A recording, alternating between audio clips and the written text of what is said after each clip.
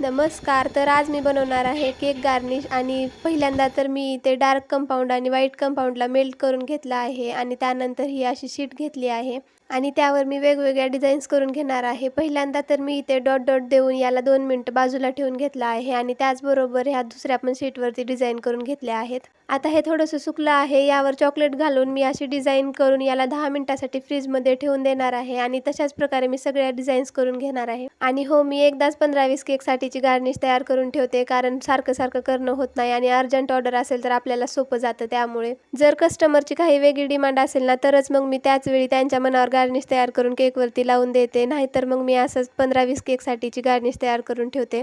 इथे मी अशा पद्धतीने या चारही डिझाईन्स करून घेतल्या आहेत आणि 10 मिनिटासाठी फ्रीजमध्ये ठेवून घेणार आहे. तर 10 मिनिटं झालेले आहेत आणि मी हे फ्रीजच्या बाहेर काढून घेतले आहे. हे एकदम भारी सेट झालेले आहेत. ते मी तुम्हाला सगळेच काढून दाखवते, ते तुम्ही बघा.